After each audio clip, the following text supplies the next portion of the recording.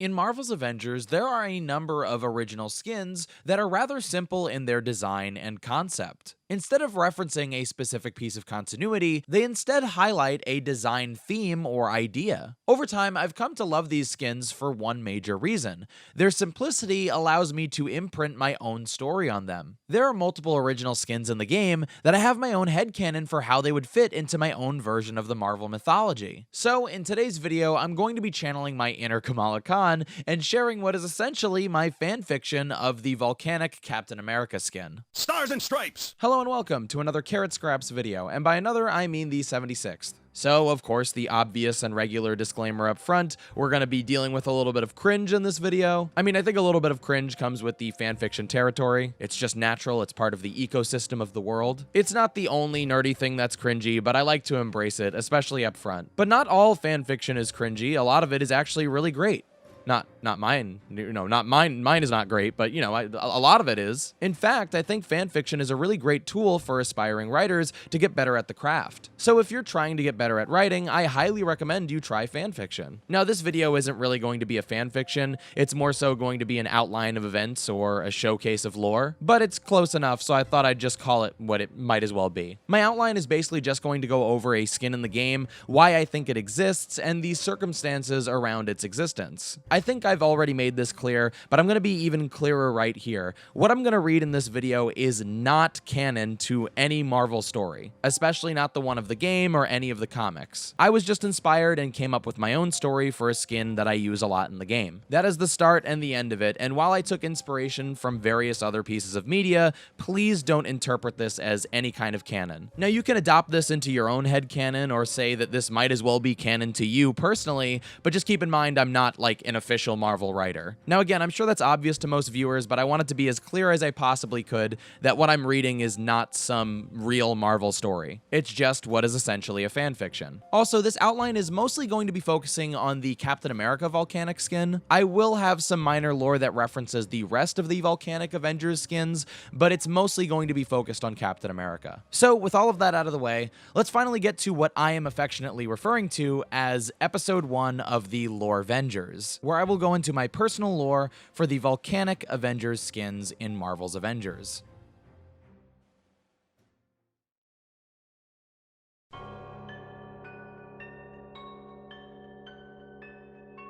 A storm bellows in the distance on a mostly quiet afternoon. The Avengers arrive at a tomb that is actively being excavated. Reports claim strange sightings since the dig site opened. Rumors of silhouettes and monsters populate local folklore, and so such reports were disregarded. However, things went south when the dig team suddenly disappeared. All additional law enforcement that entered the tomb to retrieve them have not returned since. In a last-ditch effort, the local government contacted the Avengers, who were in the area at the time. And the Avengers, of course, accepted their request. The team enter the tomb and find nothing of consequence at first. Old artifacts and illustrations on walls, but no sign of life for a long time. That is, until Steve Rogers takes the wrong step and plummets 24 feet down into a dark pit. Now, without his shield and unable to evaluate his surroundings, he begins to prepare his defenses without his trusty weapon. It is then when, in the distance, he can hear the sound of what could be a man or a beast mixed together. As the threat that this sound implies gets closer to the captain, Steve Rogers notices an artifact not too different from his trusty weapon. Captain Rogers lifts this mysterious saucer and discovers it's made of stone. Not lingering on the details that separate it from his shield, he prepares to toss the much larger and heavier disc before a sharp pain assaults his body. His knees buckle, and suddenly Captain America is on the ground. What could only be seconds or minutes pass before 2 glowing feet appear before him. Steve Rogers struggles to lift his head, only to find the mirror image of himself staring back at him. This imposter bared his exact image, only with what looks to be fire and magma pulsing beneath his clothes and skin. The mimic reaches out to Captain Rogers, and Steve prepares to power through the pain to fight back. To his surprise, however, the imposter lifts the mysterious stone saucer and tosses it violently behind him at the mysterious sound. The saucer returns to its new wielder, and a fight breaks out, As the pain subsides, Steve Rogers witnesses a grisly battle between a strange alien animal and a brother built from brimstone. In seconds, the clone of fire disposes of the demonic creature, and almost simultaneously, the other Avengers arrive to aid the captain. Worlds suddenly collide, and a number of questions and accusations are directed at the mysterious yet familiar stranger. The grisly and impolite Shadow complies with these inquiries and begins to explain the meaning of its existence. I am not a being. I am a designed, refined force of nature, a combat brain pattern created by a sophisticated species alien to your planet in order to put an end to the invasive alien species known as Ignis. I am the result of 100 years of scientific engineering, created with the express purpose of sorting this galactic threat.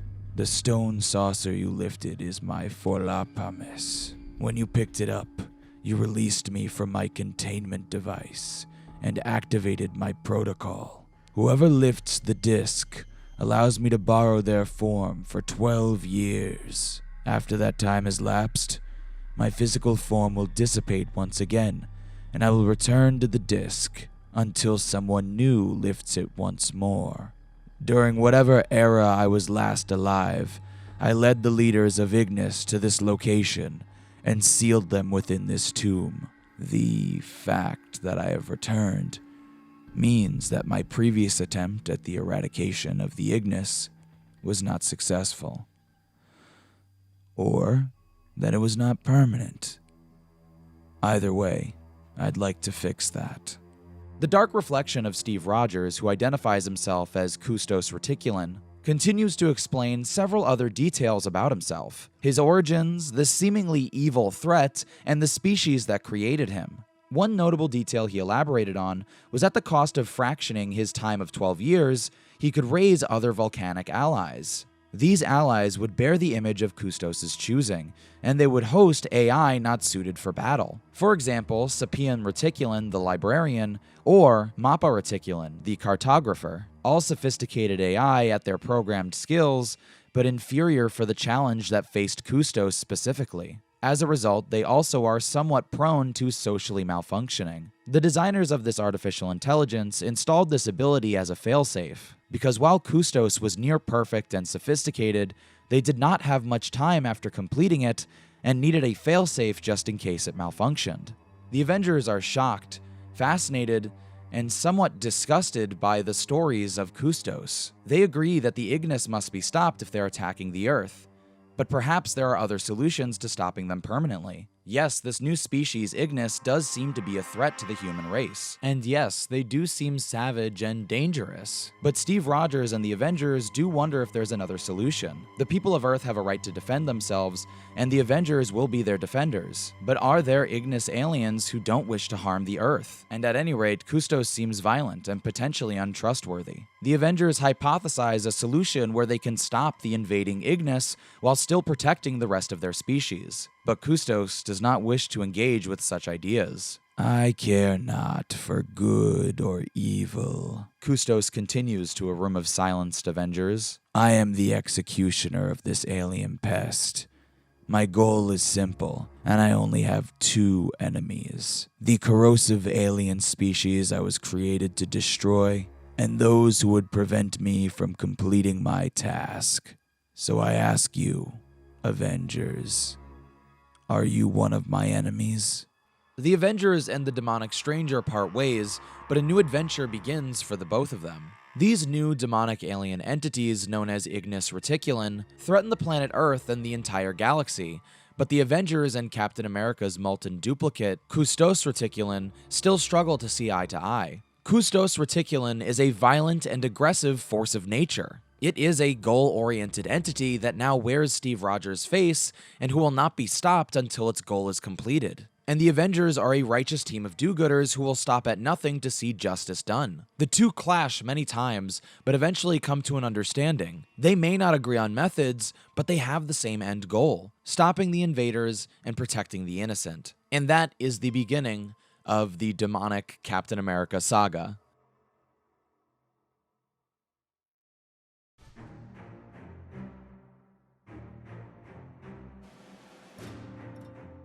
Alright, so that's my little outline. I hope you enjoyed. I wanted to mention that a lot of the names that I gave characters or locations are just me being lazy and taking Latin words from the dictionary. I feel like using Latin words is the most common way to name something in science fiction and even in real life, and I wanted to make fun of myself really quickly. A lot of the times I won't have names for things that I come up with. I generally go based on concepts, so coming up with names for anything is kind of the last part of my creative process. Also, I think it's obvious, but my greatest inspiration while writing this came from Doom, and I don't know what else to say about that. That's just, you know, you write about what you love. Anyway, like I mentioned, I have a lot of little stories like this in my head for various skins in the game, and normally I just keep that stuff to myself. I have an overactive imagination, and it enhances the experience of the game for me to imagine these little scenarios while I play. The only reason I decided to share this particular story is because I had mentioned that I had this lore for this skin on stream, and someone in chat had asked me to elaborate. I was surprised that anyone would even care about something like that,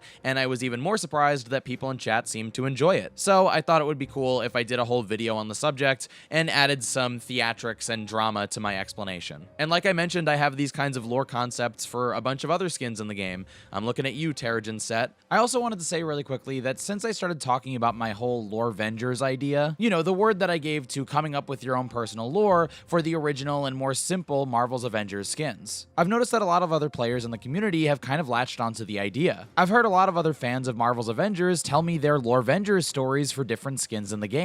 Seeing this makes me so happy. I love encouraging new writers to take advantage of their creativity, especially if they're Marvel fans. So if you enjoyed the video and you think you might have an idea, don't be afraid to express it. Remember, you don't need to write a full story. You could just quickly jot down a series of plot points. Write it down quickly and refine those concepts. And I'd absolutely love to hear other people's Lorevengers stories. And who knows, if I see enough Lorevengers concepts out on the internet, I might try to do a user-submitted episode. Like I said, I like to encourage new writers to be creative, so if you have an idea, just go for it. And don't be afraid of fanfiction being cringy, it's part of the fun, okay? This video was mad cringy, and yet I had so much fun, and I thought it was so awesome. Anyway, that's gonna do it for this video. If for some reason you enjoyed this video, don't forget to give it a like and to subscribe to my channel for more. As regular viewers know, I make a variety of content on my channel, and I'm always gonna make the kind of videos that I wanna make, but if you see something you like, make sure to let me know, and I'll try to prioritize that kind of content in the future. Like weird fanfiction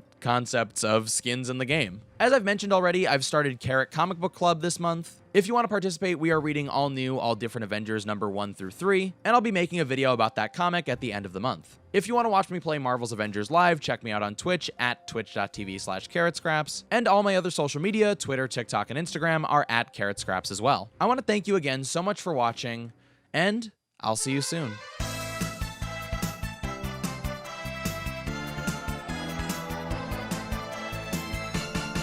I hope you can't hear my cat. He's sitting on my lap and he's purring really loud. He needs attention, but I also need to record this, okay? So if you hear any purring, that is why.